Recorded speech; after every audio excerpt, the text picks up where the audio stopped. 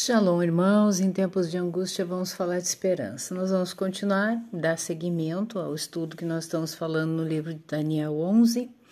Isso é um contexto completamente histórico, e muitas vezes as pessoas, quando vê que é um contexto histórico, se desanimam um pouco e já não assiste mais o vídeo. Mas eu vejo, irmãos, que é bem importante a gente tomar conhecimento da história bíblica, em todo o seu contexto, para a gente compreender, por exemplo, quando Yahushua está lá em frente todo aquele contexto na qual ele se declarou, né, ser o Filho de Deus, o Filho de Yahweh, diante daqueles sacerdotes, diante de Roma. Então nós temos que compreender, é muito importante que a gente compreenda a história, como que o reino de Israel, como que estavam as circunstâncias, como que tudo chegou até aquele ponto, porque senão a gente fica um pouco perdido em tudo isso, né? Então é bem importante, por exemplo, o livro de Macabeus, ele não está nas Bíblias tradicionais evangélicas. Eles chamam de apócrifos, né? Só que está nas Bíblias católicas, na Bíblia de Jerusalém, né? E é importante porque justamente essa parte da história do reinado dos Asmoneus, que é a família dos Macabeus, para a gente compreender, por exemplo, quando nós chegarmos na questão do sacerdócio corrompido, certo? Então eu preciso entender um pouco da história, o que estava acontecendo. Por exemplo, Daniel, muita gente acha que ainda vai acontecer isso que está escrito no livro de Daniel 11. Já foi cumprido isso, já se cumpriu justamente nisso que nós estamos lendo aqui. A questão agora, nós vamos entrar nas atrocidades de Antíoco Epifânio. Antíoco Epifânio, ele é aí como se diz, o maligno, né? Me fugiu a palavra. O personagem principal do livro de Macabeus começa com toda essa questão de Antíoco Epifânio e tudo que ele fez ali para o povo de Israel. Então é importante a gente compreender. Então vamos ler Daniel, nós estamos em Daniel 1, capítulo 11, e vamos começar o versículo 21. Depois se porá de pé em seu lugar um homem desprezível. Vamos ver o que está escrito aqui: o reino do norte sob Antíoco Epifânio, ao qual não tinham dado a dignidade real, mas ele virá em paz e prosperidade e tomará o reino com engano. Que reino é esse? O reino do norte sob Antíoco Epifânio. Então vamos ver o que Champler dá de comentário sobre esse versículo. Esse homem horrendo era filho de Antíoco III o Grande. Ele foi o mais poderoso e temido dos Seleucidas. Cometeu mais atrocidades que todos os seus antecessores combinados. Esta longa sessão foi dedicada a ele por causa de seu relacionamento com Israel. Ele infligiu contra os judeus um prolongado período de sofrimentos e tornou-se assim um tipo de anticristo. Ele então é o pequeno chifre de Daniel 7:8. Antíoco Epifânio não estava na linha da sucessão, mas tornou-se rei por manipulação, traição e lisonjas, isto é, a política usual. Era uma pessoa desprezível. Ele assumiu o nome Epífanes, que significa o ilustre. Então era típico desse eu chamo de linhagem maligna, né? Semente da serpente, se autoexaltar, tá? Se colocar como deuses. Eles se colocavam como deuses e queriam receber a adoração como tal. Esse ato de insolência era típico de seu ego tresloucado. Quando a gente pega esse tipo de pessoas, como o próprio Champollion fala aqui, que ele é um tipo de anticristo, né? Porque são filhos de Satanás. Então, todas as características de Satanás, a sua arrogância, o seu orgulho, exaltação própria, né? Tudo isso, quando você vê na figura de uma pessoa, você já faz a leitura, né? De quem é essa pessoa. Então, continuando. Na realidade, ele foi chamado de louco, sendo facilmente possível que, de fato, mentalmente desequilibrado. O trono devia ter acabado nas mãos de Demétrio Sóter, filho de Seleuco IV Filopáter. Antíoco Epifânio apoderou-se do trono e foi inicialmente favorecido por ter se mostrado suficientemente forte para fazer recuar um exército invasor, provavelmente os egípcios, no verso 22. Ele era um pensador hábil, um orador habilidoso. Vocês sabem de um outro orador habilidoso, né? Satanás, né? Ele tinha um poder de persuasão, uma fala, né? Uma programação neurolinguística, né? Então, são qualidades aí dessa semente maligna, cujas guerras com palavras eram tão eficazes como suas guerras com armas. Gostava de valer-se de traições, lisonjas e truques, mais qualidades aí desse tipo de pessoa. A palavra hebraica para as lisonjas é alaklak, que tem o sentido básico de esperteza suave. Vamos para o verso 22. E com os braços de uma inundação serão varridos de diante dele, serão quebrantados, como também o príncipe da aliança. Antíoco Epifânio era alguém que sabia falar. Então ele era um ótimo orador, né? Sabia falar. Mas também era bom guerreiro, tendo alcançado êxito em sua primeira ação militar, fazendo um exército, provavelmente egípcio, retroceder. Mas alguns intérpretes opinam que o presente versículo se refere ao fato dele ter derrotado um exército de candidatos ao trono real. O príncipe da aliança parece ter sido Onias III, o sumo sacerdote dos judeus, deposto por Antíoco e logo executado. Tá? Então, aqui, o sumo sacerdote Onias III poderia ser esse príncipe da aliança, né, que fala em Daniel 11, 22.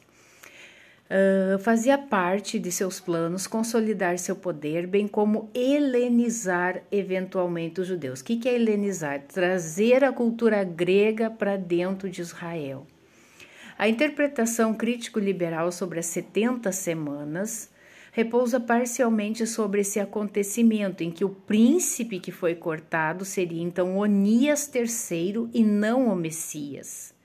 Ver 2 Macabeus 4, 7 ao 10, 33, 36.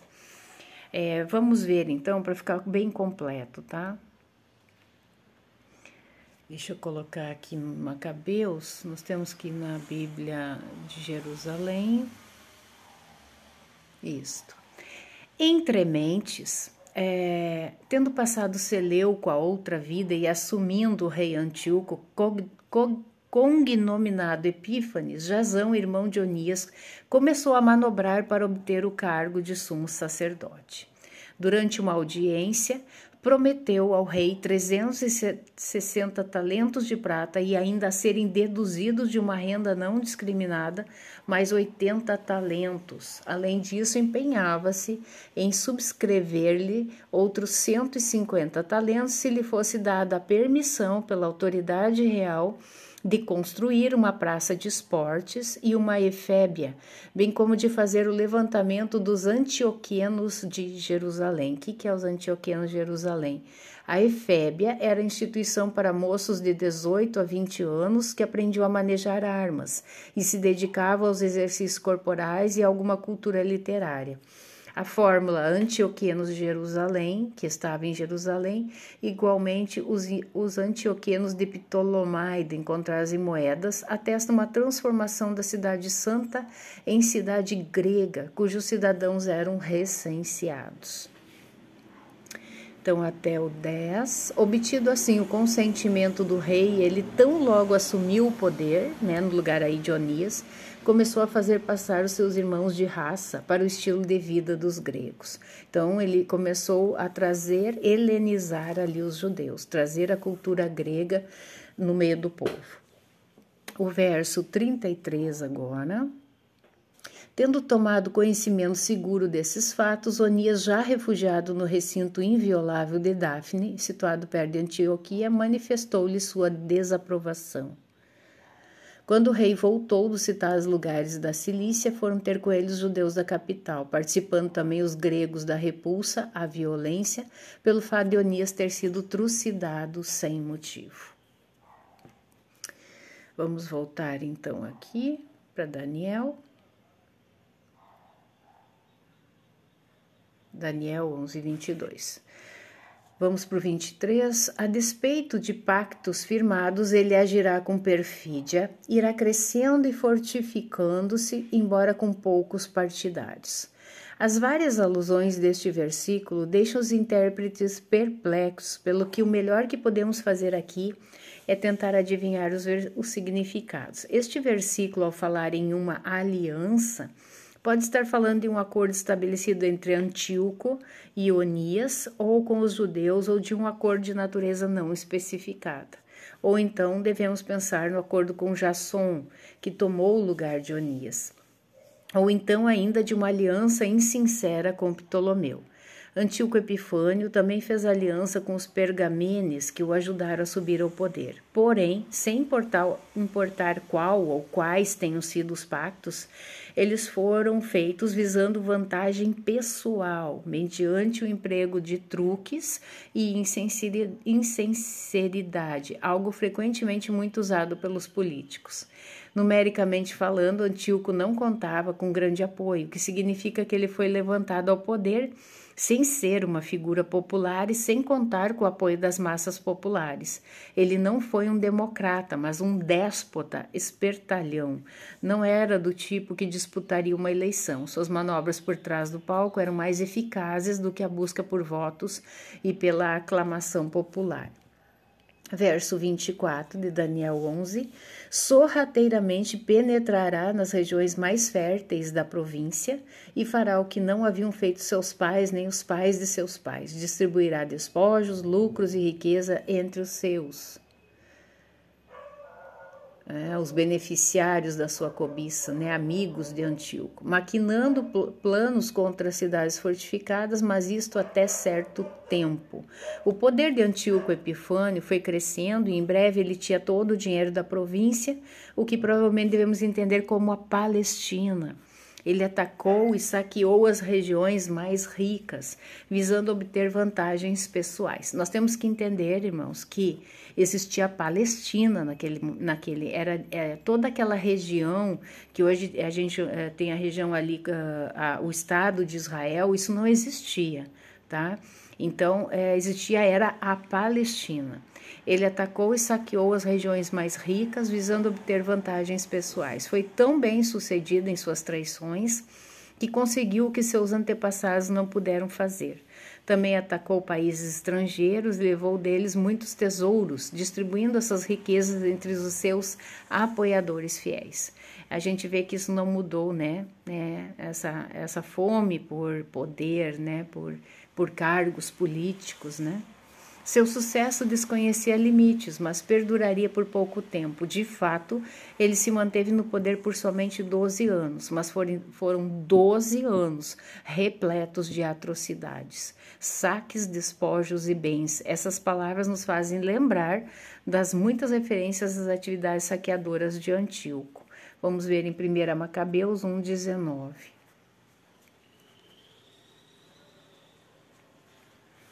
As cidades fortificadas do Egito foram tomadas e Antíoco apoderou-se dos despojos do país. Depois 3:31, tomado de grande ansiedade em seu espírito, decidiu partir para a Pérsia a fim de cobrar os tributos das províncias e arrecadar muito dinheiro. Então, né, por isso que depois de Yahushua, né, ele disse que não podeis servir a dois senhores, né? Não podemos servir a Deus e a Mamon, né? Porque não tem compatibilidade, não existe compatibilidade neste grau. Entendam, neste grau de ganância, tá? Neste grau de querer ter todo o poder. Vamos continuar então.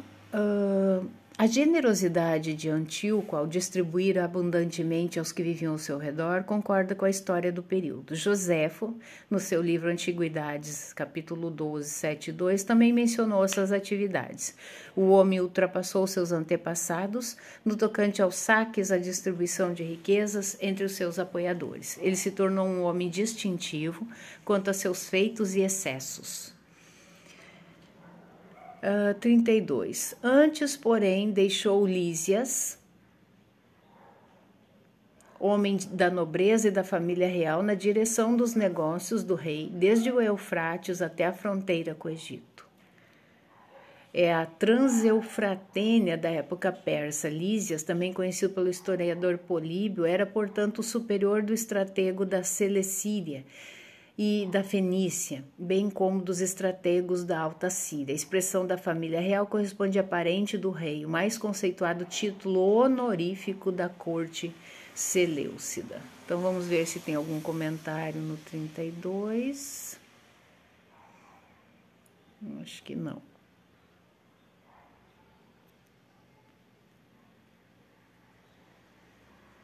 Vinte e quatro.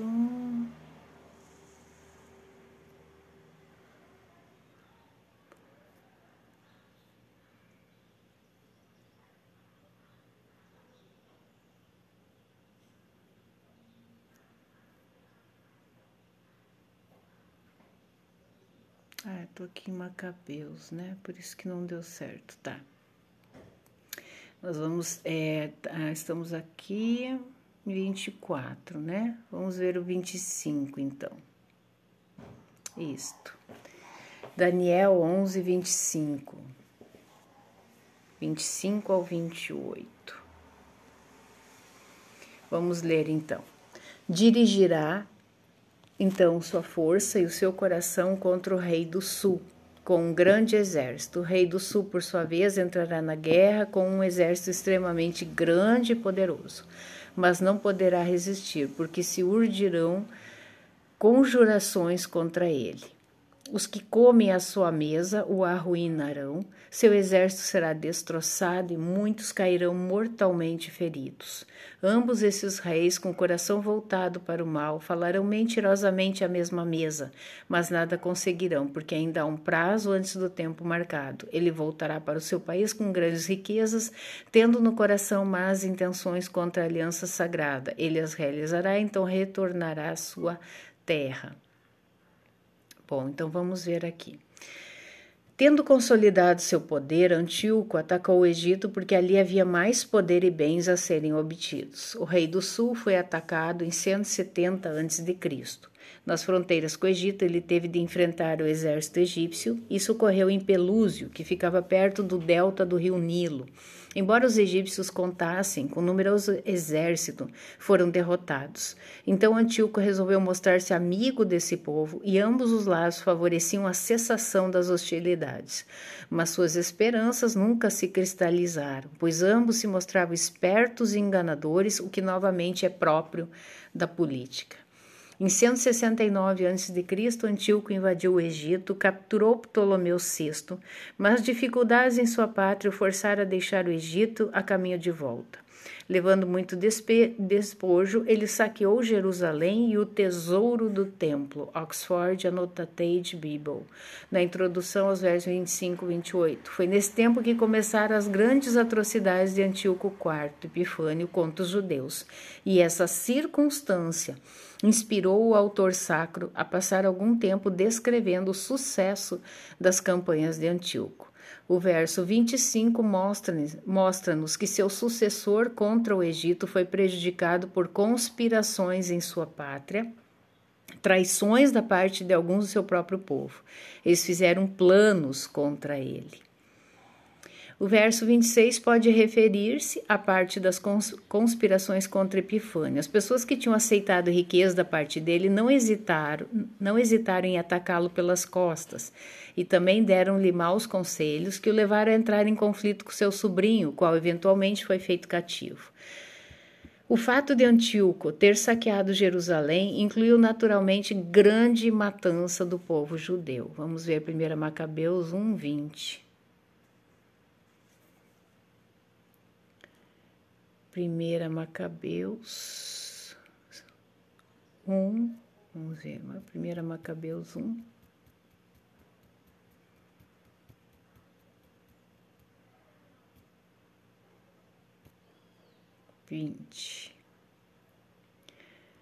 Tendo assim vencido o Egito no ano 143 e empreendendo o caminho da volta, subiu contra Israel e contra Jerusalém com um exército numeroso. Entrando com arrogância no santuário, apoderou-se do altar de ouro, do candelabro, com todos os seus acessórios,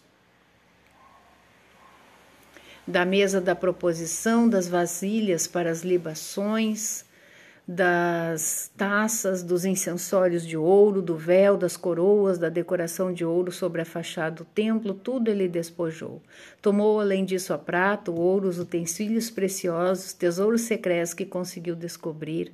Carregando tudo isso, partiu para o seu país depois de ter derramado muito sangue e proferido palavras de extrema arrogância. 2 Macabeus 5, 11 ao 16. Chegando ao rei informações sobre esses fatos, concluiu ele que a Judéia estava rebelando-se. Por isso, partindo do Egito, enfurecido em seu íntimo como uma fera, apoderou-se da cidade à força das armas. Ordenou aos soldados que matassem sem piedade os que lhe caíssem nas mãos e trucidassem os que tentassem subir para suas casas. Houve, assim, um extermínio de jovens, de anciãos, um massacre de rapazes, mulheres e crianças, imolações de moças e de criancinhas. 80.000 pessoas no espaço desses 3 dias foram vitimadas, 40.000 aos golpes recebidos e não menos que os trucidados, os que foram vendidos como escravos. Não contente com isso, ele teve a ousadia de penetrar no templo mais santo de toda a terra, tendo por guia Menelau, o qual se fizera traidor das leis e da pátria. Com as suas mãos imundas, tocou nos vasos sagrados e as oferendas dos outros reis ali depositadas para incremento, glória e honra do lugar, arrebatou-as com as suas mãos profanas. Joséfo, Guerras, Antiguidades. Tendo aprisionado seu sobrinho Ptolomeu, ele fingiu estar agindo em seu favor, mas o que sucedeu foi que conseguiu submeter larga porção do Egito. Foi forçado a parar em Alexandria. O romano Polílio Laenas estragou os planos de Antíoco. Ele precisou evacuar o Egito, pelo que sua ira se voltou contra os judeus não helenizados de Jerusalém, ou seja, os judeus que não se renderam a essa cultura grega. Antíoco contaminou o templo em 167 a.C. Vamos voltar aqui para Daniel.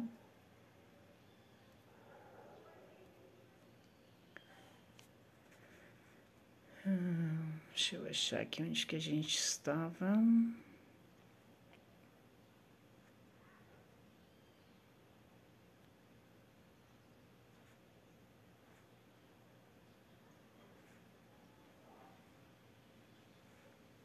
Tá, foi forçado a parar em Alexandria, que a gente já viu, então ele se voltou contra os judeus não helenizados. Antíoco contaminou o templo em 167 a.C., refere-se à falsa barganha de Antíoco no Egito. Os 2 reis que figuram no verso 27, isso, né? Que ele está se referindo ali. Mas temos que ler aqui, porque senão ele sai do lugar. Então, verso 27 refere-se à falsa barganha de Antíoco no Egito. Os dois reis que se figuram naquele versículo são Antíoco e Ptolomeu Filométer, seu sobrinho. Teoricamente, Filométer estava em aliança com seu tio contra o irmão mais novo do usurpador. Foi assim que Antíoco reuniu riquezas e conquistou terras, presumivelmente em favor de Filométer, mas na realidade ele não se importava em nada com seu sobrinho. Ele agia em interesse próprio o tempo todo. Todo esse esquema teve um fim nomeado que alguns estudiosos fazem ser uma referência escatológica, transferindo tudo para o fim dos tempos e elegendo o anticristo como o verdadeiro personagem traiçoeiro. Ou o fim pode ter sido do poder e da vida de Antíoco, ou então da guerra. Mas alguns insistem em dizer o fim. Então tornará para sua terra com grande riqueza. Antíoco voltou para sua terra, levando muitos despojos, pelo que seu tempo passado no Egito não foi desperdiçado. O grande saque do Egito é referido em 1 Macabeus 1:19. Vamos ver. As cidades fortificadas do Egito foram tomadas e Antíoco apoderou-se dos despojos do país. Bem como nos oráculos sibilinos. Passando por Jerusalém, ele ainda foi prejudicial. Entre outras coisas, quis reintegrar Menelau como sumo sacerdote e expulsou Jason. Talvez seja isso que está em vista na expressão Santa Aliança, ou seja, fazer Jason ficar no poder. Outros estudiosos, contudo, mais corretamente, referem-se à fé judaica quando leem Santa Aliança, pois essa fé se baseava nos pactos, a começar por Abraão. 1 Macabeus 1:15 e depois o 63, quanto a Distec agia, o Santa Aliança. Deixa eu ver, vamos ver o que diz. Restabeleceram seus prepúcios e renegaram a aliança sagrada, assim associaram-se aos gentios e se venderam para fazer o mal.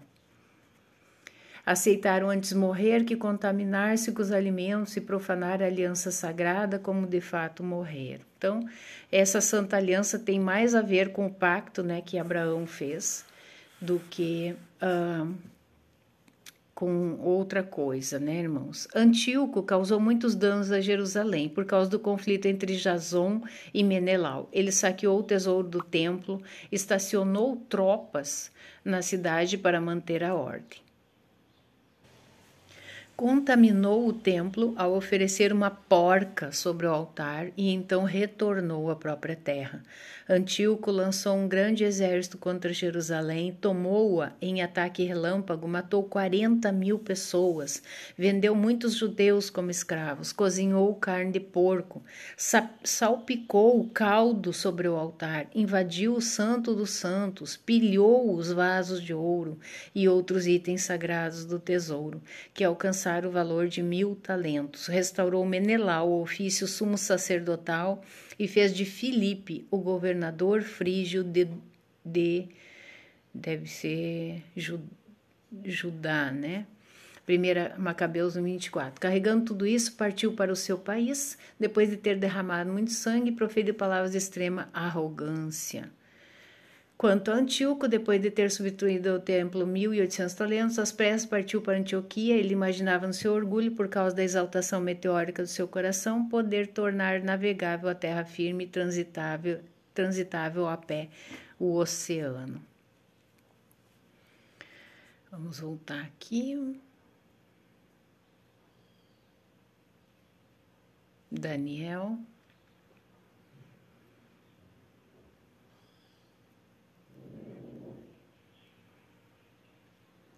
No 29.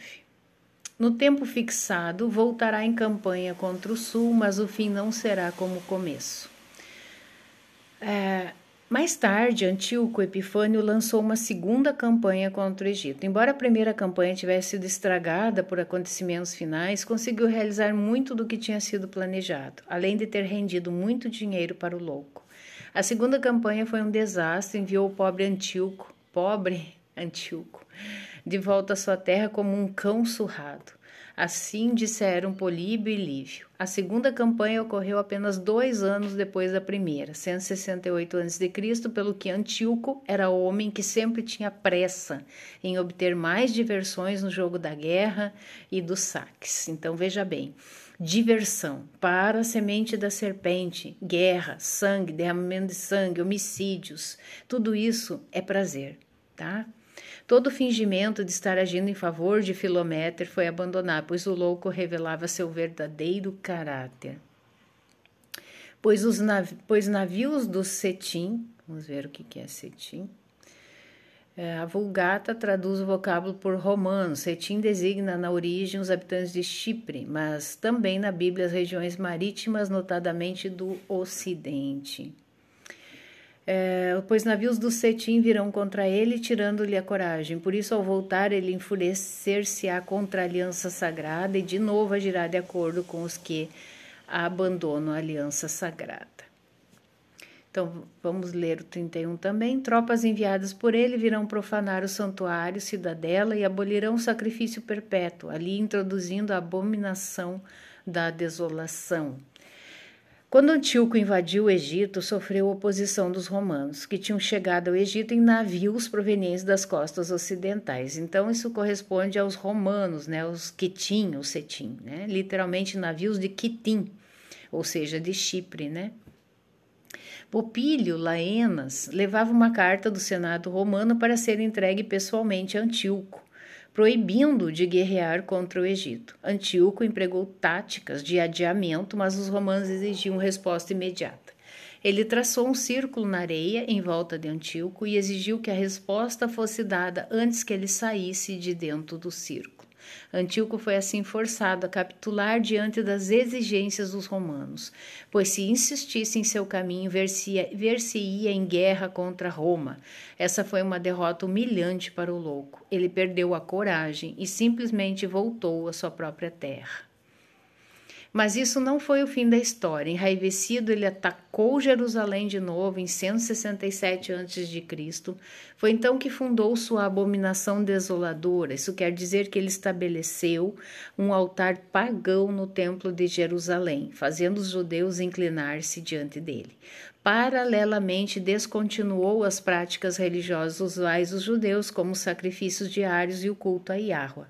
Quanto à Santa Aliança, ver outras notas positivas. Ele se manteve em contato com os judeus helenizantes e juntos planejaram a helenização do judaísmo, a fim de transformá-lo em apenas mais um culto idólatra oriental. Aqueles judeus renegados haviam abandonado o pacto com Deus. Vamos ver Macabeus 1,15, restabeleceram seus prepúcios e renegaram a aliança sagrada. Assim associaram seus gentios e se venderam para fazer o mal. 2 Macabeus 4, 7 ao 17. Jazão, sumo sacerdote, introduz o helenismo entre mentes, tendo passado Seleuco a outra vida, e assumindo o rei Antíoco, cognominado Epífanes, Jazão, irmão de Onias, começou a manobrar para obter o cargo de sumo sacerdote. Então veja bem, né, irmão de Onias, né, Onias era fiel, então, mesma família, né, irmãos? Jazão, ele começou a manobrar para obter o cargo de sumo sacerdote, né, como uma questão política. Durante uma audiência, ele prometeu, isso aqui eu acho que até a gente já leu, que ele prometeu ali, né, não sei quantos talentos, construir praça de esportes, então tudo isso a gente já leu. Vamos ler de novo aqui Daniel.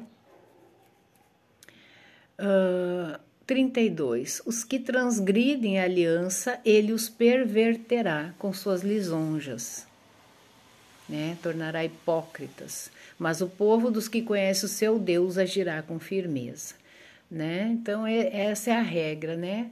Por isso que a palavra diz, aqueles que estão limpos, limpem-se mais ainda. E os que estão sujos, sujem-se mais ainda. Os homens, vamos ver aqui o que diz aqui. no comentário. Os judeus favoráveis à helenização foram seduzidos para seguir o programa do louco, mas haveria um movimento de oposição que buscaria reverter a questão. 1 Macabeus 1:62. Apesar de tudo, muitos em Israel ficaram firmes, se mostraram irredutíveis em não comerem nada de impuro. Relata sobre essa oposição que resultou, afinal, na resistência dos macabeus, né? Então, aí é que começa a resistência dos macabeus. Houve muitos mártires, muitas matanças, muito sofrimento durante aquele período temível, que alguns pensam ser apenas típico do que acontecerá em Israel antes do estabelecimento do reino milenar de Deus. Uma ridícula deificação de Antíoco seria o ponto alto da apostasia. Ver 2 Tessalonicenses 2:4. O adversário que se levanta contra tudo que se chama Deus ou recebe um culto, chegando a sentar-se pessoalmente no templo de Deus e querendo passar por Deus, né? É isso que vai acontecer também, né, com o anticristo, né, no final dos tempos. 1 Macabeus 2:18 fala sobre as promessas lisonjeadoras feitas a Matatias, né? Vamos ler. Aproxima-te, pois, por primeiro, para cumprir a ordem do rei, como fizeram todas as nações, bem como os homens de Judá e os que foram deixados em Jerusalém. Assim, tu e teus filhos sereis contados entre os amigos do rei, né? E sereis honrados, tu e teus filhos, com prata, ouro e copiosos presentes. Impressionante, né, irmãos? Impressionante.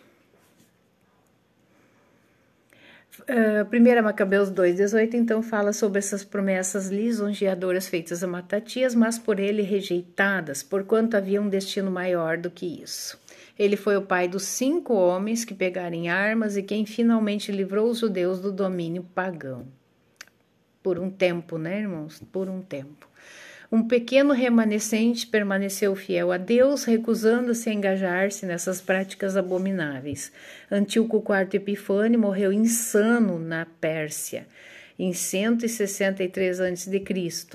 Ver nota sobre isso em Daniel 8, 23, 25. E no fim do seu reinado, quando chegarem ao cúmulo os seus pecados, levantar-se-á um rei de olhar arrogante, capaz de penetrar os enigmas. Seu poder crescerá em força, mas não por sua própria força. Ele tramará coisas inauditas e prosperará em suas empresas, arruinando a poderosa e o próprio povo dos santos. Por sua habilidade, a perfídia terá êxito em suas mãos, ele se exaltará em seu coração e, surpreendendo-os, destruirá muitos, opor-se-á mesmo ao príncipe dos príncipes, mas sem que mão humana interfira, será esmagado. Vamos ver o que diz as notas aqui.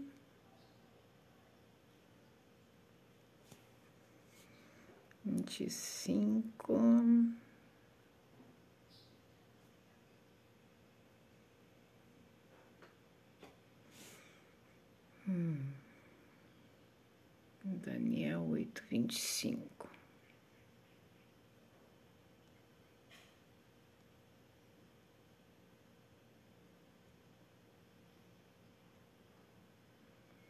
Então, vamos ler o comentário disso que a gente leu, tá? O pequeno chifre operaria através da astúcia, uma espécie de inteligência maligna diabólica. Ele não foi um ser humano ordinário. Praticava o ludíbrio para obter o que queria, não tendo código moral, exceto o que o levava a servir a si mesmo e a seus desígnios maliciosos. Em Miqueias, né, eu acho que é 6:11, essa palavra aqui traduzida por astúcia é usada para indicar pesos falsos. Também Gênesis 27:35 fala da astúcia de Jacó. Encontramos uma afirmação similar em Daniel 11:23. Na forma moderna de falar, usamos a expressão negócios dissimulados. Em seu coração ele pensará grandiosamente. Tradução literal para se engrandecerá. Ele se considerará muito importante. Um Deus, né, gente? Ferirá e matará subitamente, sem nenhuma advertência ou razão. Ele será imprevisível e traiçoeiro. Apolônio, seu principal coletor de impostos, foi a Jerusalém e falou pacificamente, aquietando as apreensões. Mas quando os judeus estavam relaxados e nele confiavam, de súbito ele ordenou a grande matança. Antíoco Epifânio chegou mesmo a levantar-se contra o príncipe dos príncipes, título paralelo a príncipe dos exércitos. Ele chegaria a atacar a Iahua através de suas perseguições religiosas aos judeus, povo de Deus. Ou, escatologicamente falando, ele guerrearia contra o Messias e seu povo. Esse será o ponto culminante de seus atos audaciosos. Devemos compreender aqui que Antíoco Epifânio se endeusaria, atacaria tudo quanto é sagrado. Será quebrado sem esforço de mãos humanas, ou seja, Antíoco Epifânio, seu antítipo, o anticristo, seria morto por algum tipo de intervenção divina, como um acidente, uma enfermidade, etc., usado por Deus para pôr fim àquele homem abominável. Existem várias tradições sobre como Antíoco Epifânio teria morrido. Uma delas diz que ele foi atacado por vermes e úlceras quando estava a caminho da Judéia para tomar vingança contra os judeus que, sob a ordem dos macabeus, tinham derrotado seu exército. Mas Políbio diz que ele morreu de súbito de insanidade em Tabaé, na Pérsia, em 164 a.C., poucos meses depois de os macabeus terem rededicado e purificado o templo de Jerusalém. 1 Macabeus 6,8 conta uma história similar. Algum ato divino aterrorizante, alguma intervenção sobrenatural também porá fim à vida do anticristo. 2 Tessalonicenses 2,8. Então aparecerá o ímpio, aquele que o Senhor destruirá com o sopro de sua boca e suprimirá pela manifestação da sua vinda. Vamos retornar lá para Daniel 11. 11:33. Os homens esclarecidos dentre o povo darão a compreensão a muitos, mas serão prostrados pela espada, pelo fogo, pelo cativeiro e pela pilhagem durante longos dias. Ao serem oprimidos, pequeno será o auxílio que de fato receberão. Muitos, porém, pretenderão associar-se a eles por intrigas. Entre esses homens esclarecidos, alguns serão prostrados, a fim de que entre eles haja os que sejam acrisolados, purificados e alvejados, até o tempo do fim, porque o tempo marcado ainda está por vir. Então, vamos ver o comentário do 33 ao 35. O movimento de resistência dos judeus. Alguns judeus helenizadores puseram-se ao lado de Antíoco, esquecidos do pacto, mas os sábios, embora perseguidos, mantiveram-se na oposição. O pequeno socorro foi o sucesso dos macabeus. A revolta encabeçada por Matatias e seu filho Judas Macabeu, 1 Macabeus 2. Os sábios eram aqueles que estavam aptos a aprender, bem como aqueles que compreendiam a situação de Israel e o potencial de Deus. Aqui eles aparecem como os líderes do movimento da resistência. Tentativas anteriores de libertar os judeus do jugo estrangeiro não foram bem-sucedidas. Muitos judeus foram mortos ou sofreram de uma de 4 maneiras possíveis: espada, fogo, cativeiro e saque. As chamas atiçaram a resolução e o movimento cresceu em número e eficácia.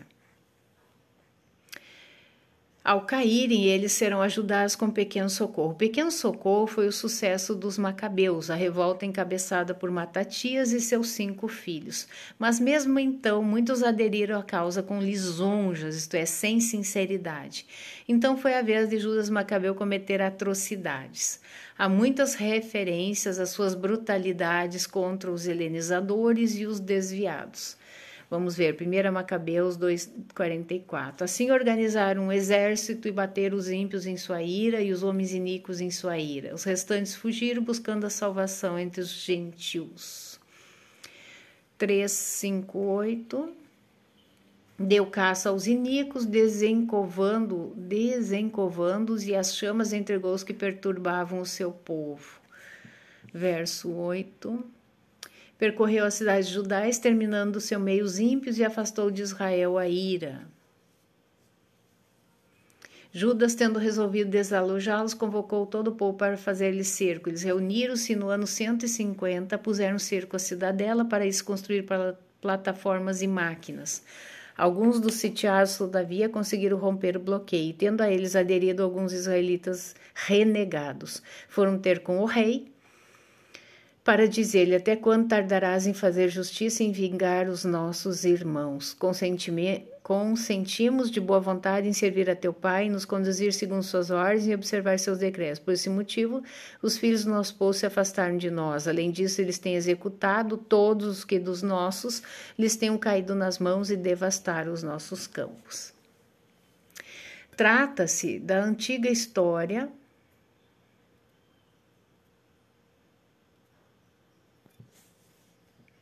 de os perseguidos tornarem-se os perseguidores, uma vez que adquiriram poder para tanto.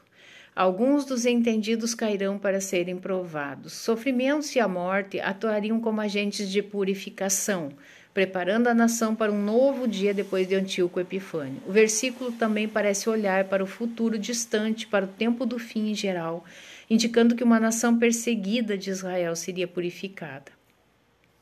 Devemos compreender que os sofrimentos faziam parte do plano de Deus, pelo que deviam ser tolerados corajosa e pacientemente, pois Deus sabia o que estava fazendo.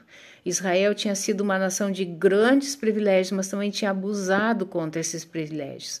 E agora os israelitas precisavam ser expurgados da escória, a fim de se tornarem prata fina. Era mister lavar-lhes as manchas como se lava um vestido de linho branco, para que pudessem tornar-se mais fortes e mais puros. Eles ficarão sem falhas até o tempo do fim, então no tempo certo virá o fim. 51:7. Eis que eu nasci da iniquidade, na iniquidade minha mãe concedeu-me no pecado. Isaías 1:18. Então sim poderemos discutir, diz Yahweh, mesmo que os vossos pecados sejam como escarlate, tornar-se-ão alvos como a neve, ainda que sejam vermelhos como o carmesim, tornar-se-ão como a lã. 1 Pedro 1:7. A fim de que a autenticidade comprovada da vossa fé é mais preciosa do que o ouro que perece, cuja genuinidade é provada pelo fogo, alcance louvor, glória e honra por ocasião da revelação de Yahushua. Glórias a ti, Pai. Louvado seja o teu nome, exaltado tu és. Daniel 11:34. Ao serem oprimidos, pequeno será o auxílio que de fato receberão. Isso aqui já lemos. 36. O rei agirá a seu bel prazer, exaltando-se e engrandecendo-se acima de todos os deuses. Como Alexandre, né? Bem como Antíoco Grande, mas contrariamente aos Aquemênidas, os quais em suas inscrições atribuem constantemente sua fortuna à vontade de Ahura Mazda. Em sua velhice, Antíoco mandou cunhar a própria efígie nas suas moedas com os traços de Zeus Olímpico. Ele proferirá coisas inauditas contra o Deus dos deuses e, no entanto, prosperará, até que a cólera chegue a seu cume, porque o que está decretado se cumprirá. Os eruditos dispensacionalistas creem que os versos 36 a 39 vão além do que pode ser dito sobre Antíoco Epifânio, e vem aqui um anticristo, bem como as últimas das 70 semanas. Os intérpretes históricos não veem razão alguma em separar esses versículos do contexto e continuam a ver neles descrições sobre Antíoco. Ele se tornou tão poderoso que se movia à vontade, sem que houvesse oposição alguma. Outro tanto foi dito acerca de Alexandre, de Antíoco Grande. Conforme também Daniel 8:4, era comum aos déspotas orientais exigir adoração e lealdade como se fossem deuses, e Antíoco não foi exceção a essa regra. Conforme 2 Tessalonicenses 2:4, quanto à mesma coisa que será feita pelo anticristo, Dário Medo havia feito o mesmo. Essa parte da história não foi comentada pelos historiadores seculares como Plínio e Políbios, que sempre observaram a devoção do homem aos deuses e sua contribuição aos santuários idólatras. Em sua forma de paganismo, o louco exaltou-se acima de todos os deuses, e especialmente acima do Deus dos israelitas, o Deus dos deuses, porquanto era um perseguidor especial dos judeus. Conforme Daniel 5:23, onde lemos que Belsazar era culpado de algum crime. 1 Macabeus 1:24 fala sobre a grande presunção de Antíoco Epifânio, mas não inclui as blasfêmias especiais deste texto de Daniel. falará coisas incríveis. A total falta de reverência do homem por Yahweh deixava vexada a mente dos hebreus. Nisso temos um contraste com as atitudes de Nabucodonosor e de Ciro, os quais, apesar de serem pagãos, pelo menos respeitavam o Deus dos judeus. Os estudiosos dispensacionalistas pensam estar em foco aqui a grande tribulação, que se voltará contra toda a impiedade e purificará a terra inteira. Ver Daniel 9:27. Vamos ver. Ele confirmará uma aliança com muitos durante uma semana e pelo tempo de meia semana fará cessar o sacrifício e a oblação. E sobre a nave do templo estará a abominação da desolação até o fim, até o termo fixado para o desolador. Apocalipse 19:19. Então a besta reunida com os reis da terra e seus exércitos para guerrear contra o cavaleiro e seu exército. A besta, porém, foi capturada juntamente com o falso profeta, o qual, em presença da besta, tinha realizado sinais com que seduzir os que haviam recebido a marca da besta e adorado a sua imagem. A interpretação histórica viu tempos de aflição que atingiriam Antíoco e todo o seu mundo por causa das degradações morais e das blasfêmias religiosas. Novamente encontramos aqui a afirmação de que tudo o que está sendo descrito está sob o controle e ocorre pelo decreto de Yahweh, em cujas mãos repousa o destino de todos os homens. Os limites e o tempo das nações são determinados por ele. Dele sairão forças que profanarão o santuário, a fortaleza nossa, e tirarão o sacrifício costumado, estabelecendo a abominação desoladora. Daniel 11:31. A segunda vinda, girando e girando em círculo cada vez maiores. O falcão não pode ouvir o seu treinador. As coisas se despedaçam, o centro não pode manter-se. Certamente alguma revelação está próxima. Certamente a segunda vinda está às portas. A segunda vinda. Nem bem são ditas essas palavras, e a vasta imagem do espírito do mundo atribula a minha visão. As trevas sobrevêm novamente, mas agora sei que 20 séculos de sono de pedra foram agitados em pesadelo por um berço que balança, e que fera violenta que haverá de surgir. É essa que se avizinha de Belém? William Butler Yeats. A cabeça da serpente se levantou com olhos maliciosos e furtivos, com boca nociva a zombar, a violentar toda a inocência, a espumar seu ódio, a desejar vil perversidade. A cabeça da serpente se levantou tão bela em todo o seu intrincado desenho. Encantadores são seus prazeres ao que todos resignam. Nada tão alegre, tão saudável, tão precioso, tão benéfico pode estar errado. Correta e justamente a ela o mundo se amontoa. A cabeça da serpente se levantou. Eis em seus olhos a sabedoria dos séculos. Por que não buscar suas vantagens? A ela damos alegre lealdade, a ela adoramos, posto que satisfação dá a todos de seu vasto tesouro. A cabeça da serpente se levantou. Sua tentadora beleza é feiura vil. Seu encanto atrativo é a maldição da raça.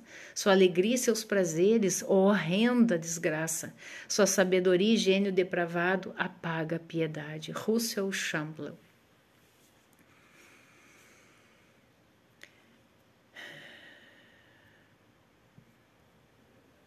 Onze 37. Sem consideração para com os deuses de seus pais, sem consideração para com o favorito das mulheres, ou para com qualquer outro Deus, é a si mesmo que ele exaltará acima de tudo.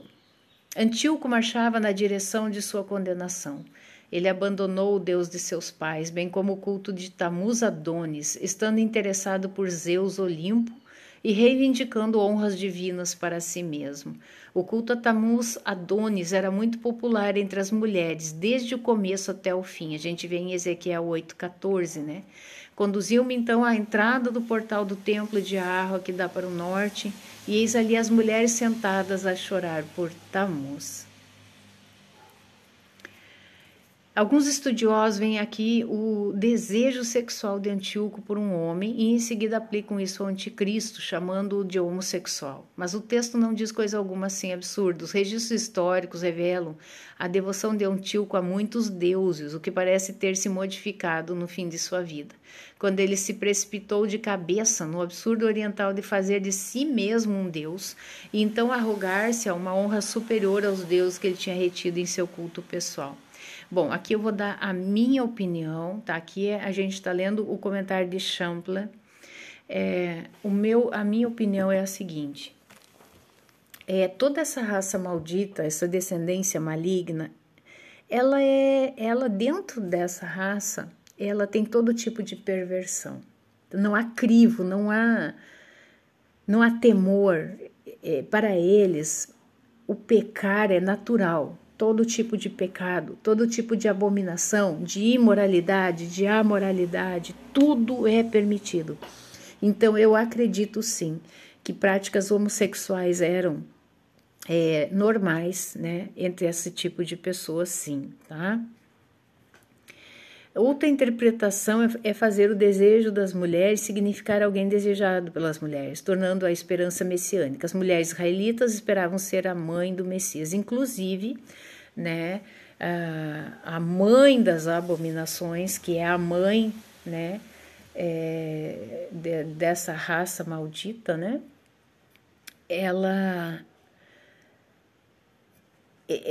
nela, né, existia toda a questão do incesto, tá? Se a gente vê as gerações desses anticristos, né, porque o próprio Yahushua disse, né, que muitos anticristos já tinham passado, muitos ainda existiriam, muitos anticristos. Essas linhagens reais, essas linhagens que estão no topo da pirâmide, para preservar essa semente pura, entre aspas, né, a semente deles, né, pura, eles praticam o incesto, tá, irmãos? Então, assim, é todo tipo de abominação que a gente possa imaginar. Verso 38, mas cultuará em seu lugar o Deus das fortalezas, cultuará com ouro e prata, pedras preciosas de jóias, um Deus que seus pais não conheceram. O rei do norte adorará o poder e a força. Os seus ancestrais não amaram tanto o poder quanto ele. Ele honrará o Deus das fortalezas com ouro e prata, joias raras e dons riquíssimos. A interpretação usual dessas palavras está em pauta Zeus Olimpo, equivalente ao deus romano Júpiter Capitolino. Esse deus foi honrado por Antíoco mediante a construção de um templo em Antioquia. Mas pode estar em pauta o deus da guerra, sem ser identificado, ou talvez o deus Tírio, Melcarte. Alguns também falam em Roma, ou a referência pode ser a qualquer deus que os leitores lembrarem através das descrições dadas, mas que permanece indefinido pelo autor sacro. Seja como for, a mensagem é perfeitamente clara. Ele era um poder amante e fez disso o elemento principal de seu culto. Veja bem, independente do nome dessas divindades, tá? São todos como é que a gente diz? Todos culminam numa figura só, que é Satanás, tá? Todos eles têm a mesma face, certo? Apocalipse 13, 12 ao 18, 17 e 6, versículos apontados por alguns, na tentativa de tomar esse versículo paralelo com o anticristo dos últimos dias. O anticristo honrará um Deus das fortalezas, ou seja, promoverá a força militar. O Deus desconhecido por seus pais pode ser Satanás, né? Vamos ver o 39. Como defensores das fortalezas, tomará o povo desse Deus estrangeiro e dará grandes honras àqueles que ele reconhecer, conferindo-lhes autoridade sobre a multidão e concedendo-lhes a terra em arrendamento. Esse rei atacará cidades fortes e muradas, fará isso com a ajuda de um Deus estrangeiro. Ele em muito honrará o povo que aliar-se a ele. Esse versículo empresta alguns detalhes à ideia do verso 38. A loucura do homem pelo poder dominava tudo o que ele pensava e fazia. Como Antíoco ajuntava honra, poder e riquezas para os que o apoiavam, é confirmado em 2 Macabeus 4, 8, 10 e o 24. Ele doava terras como salários aos seus trabalhadores, né? Parte desta distribuição de terras provavelmente visava obter apoio e não meramente recompensar os que já o tinham apoiado. O suborno era uma forma de consolidar o poder, né? Ter pessoas aliançadas ali com ele, né? O tempo do fim do perseguidor. No tempo do fim entrará em luta com ele o rei do sul contra o rei do norte, se lançará com seus carros de guerra, seus cavaleiros e seus numerosos navios. Ele entrará em suas terras e transbordando-as atravessará. Os versos 40 ao 45 Então vamos ler até o 45. E penetrará no país do esplendor, onde muitos cairão, estes, porém, hão de escapar de suas mãos, Edom, Moabe e os sobreviventes dos filhos de Amon. Deixa eu tomar uma água aqui, irmãos.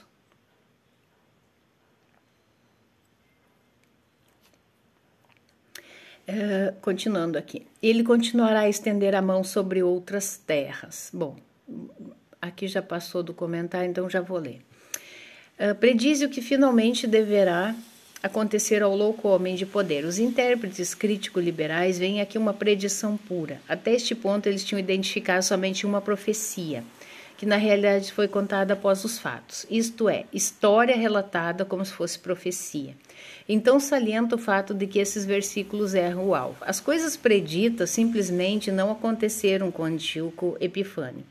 Já os intérpretes dispensacionalistas, futuristas, tiram vantagem da situação e fazem tudo referir-se ao que acontecerá ao anticristo nos últimos dias, imediatamente antes da inauguração do reino de Deus por meio do Messias. Algum esforço heróico é envidado aqui, na tentativa de encontrar eventos nos últimos anos de Antíoco que se ajustem a essas predições, mas não muito sucesso alcançado com esses esforços. O escritor esperava uma nova aventura contra o Egito, na qual Antíoco seria bem sucedido, onde anteriormente tinha sido fracassado, como antes ele será obrigado a retirar-se devido a rumores de dificuldade em sua terra, justamente quando estava colhendo os frutos da vitória, mas a caminho de sua terra, quando ele se aproximava uma vez mais da cidade santa, com sinistros propósitos, eis que ele chegou ao fim. Então, o Todo-Poderoso não permitiu mais uma vez ele praticar atrocidades contra a cidade santa, tá? Ele limitou esse poder dele. Como é óbvio, o escritor sagrado estava antecipando o futuro em termos dos vários elementos da situação, em seus próprios dias, que pareciam apontar para uma nova guerra com o Egito, que ultrapassaria o medo envolvido nas campanhas anteriores. E eu tenho certeza que no tempo do fim, é justamente isso que vai acontecer. Quando o anticristo, ele achar que agora sim, eu vou terminar com o povo santo de Deus, e ele vier com força para cima deste povo eleito, ali que vai agir o Todo-Poderoso, né? Destruindo de uma vez por todas Satanás, né? E toda essa sua prole, né? Toda essa sua descendência maligna, tá? Eu creio dessa forma. De acordo com o ponto de vista dispensacionalista, o rei do sul atacará Israel. Alguns eruditos sugerem que isso ocorrerá no meio da semana de 70 anos, mas provavelmente, porém, acontecerá perto do fim da segunda metade do período de 7 anos. Simultaneamente, a invasão de Israel pelo rei do sul, Egito, haverá uma invasão pelo rei do norte. Alguns eruditos bíblicos equiparam isso com Gog e Magog, né? Pois Gog virá do norte, exatamente, né? Ezequiel 38:15. Sim, virás da tua terra, do extremo norte, tu e povos numerosos contigo, todos eles montados em cavalos, uma assembleia enorme e um exército imenso. Vamos ver o que diz aqui.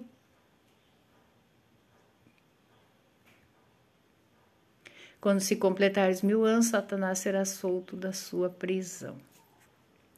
Bom, essa invasão não correspondeu aos fatos históricos, jaz ainda no futuro. Certamente não está em pauta um dos reis seleucidas do norte, né?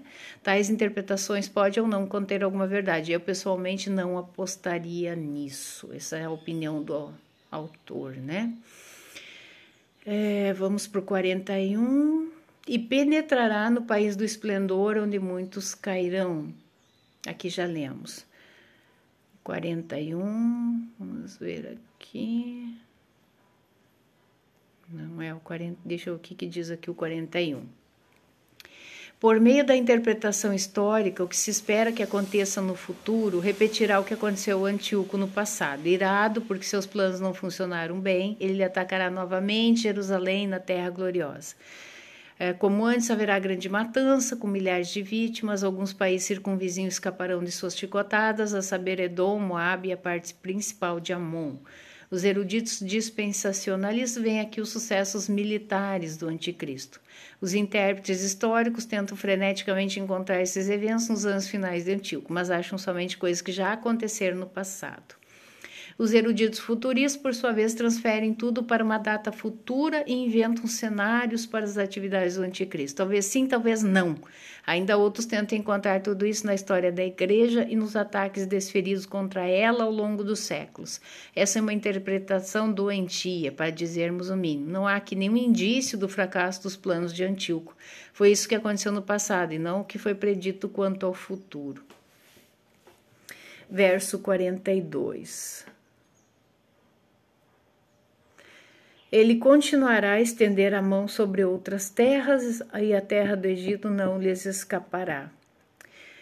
O Reino do Norte mostrará o seu poder em muitos países, o Egito não escapará. Entre as presumíveis vítimas das aventuras futuras de Antíoco estará o Egito, que por longo tempo foi objeto de sua ira.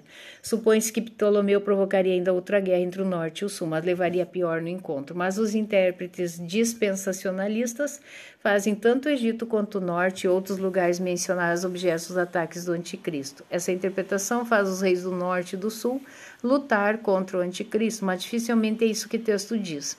Para conseguir essa interpretação sobre o Anticristo, toma-se necessária considerável manipulação do significado claro do texto. O verso 40 mostra o rei do sul atacando o rei do norte, o qual retalharia ferozmente, obtendo a vitória. O rei do norte, após isso, lançar-se-ia o ataque contra outros países. Alguns intérpretes históricos presumem que o rei do norte, irado, porque seus planos não deram certo, marcharia pela Palestina e destruiria quase tudo em seu avanço, mas essa presunção não se encontra no texto presente, embora esteja na história que o antecedeu. Ele se tornará dono dos tesouros de ouro e prata e de todas as preciosidades do Egito, e os líbios e cuxitas por-se-ão a seus pés. A guerra contra o Egito renderia imenso despojo. De fato, Antíoco esperava apossar-se dos vastos tesouros daquele lugar. Prêmios menores seriam a Líbia e a Etiópia, que também cairiam sob seu governo. Lubim e Cuxim estariam em seu séquito. Lubim significa os líbios, que habitavam ao oeste do Egito. E os Cuxim eram os etíopes, descendentes de Cush, que habitavam ao sul do Egito. Eles representavam a Cirenaica e a Etiópia, consideradas limites tradicionais do Império Egípcio.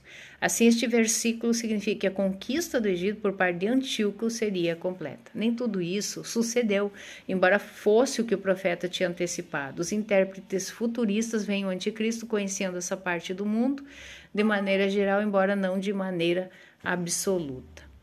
Mas virão perturbá-lo notícias provindas do Oriente e do Norte. Ele partirá com grande furor para destruir e exterminar a muitos.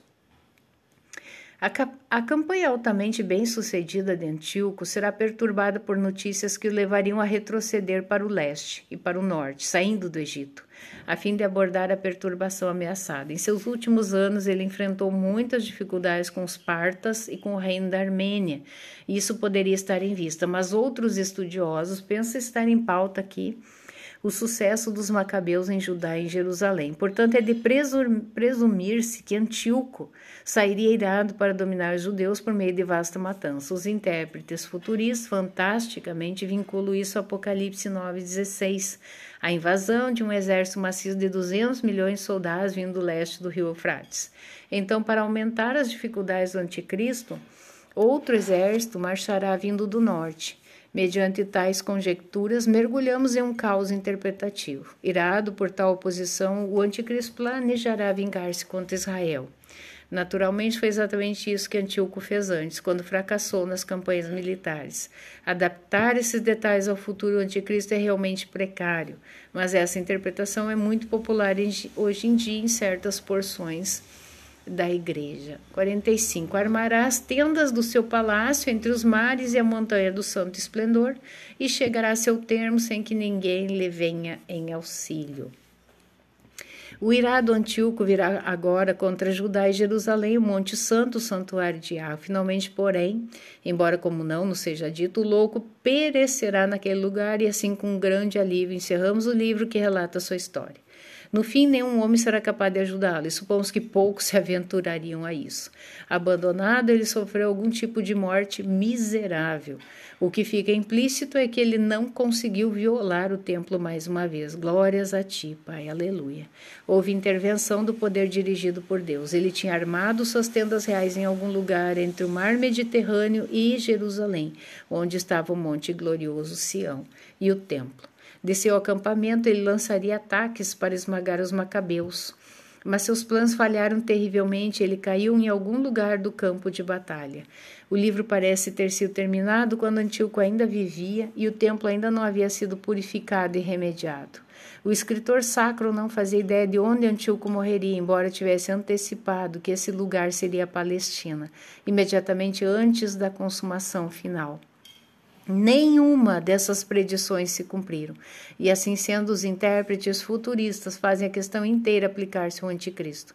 Deve-se observar que o fim desse rei ocorreria na mesma localidade que Algures aparece predito pelos profetas como lugar da queda do anticristo, Ezequiel 39:4. Sobre os montes de Israel cairás tu, juntamente com as tuas tropas e com os povos que te acompanham. Joel 3:2. Mesmo sobre os escravos e sobre as escravas naqueles dias derramarei o meu espírito. Verso 12.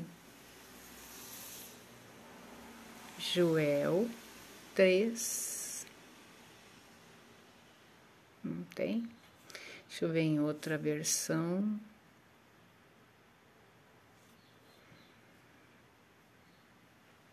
12.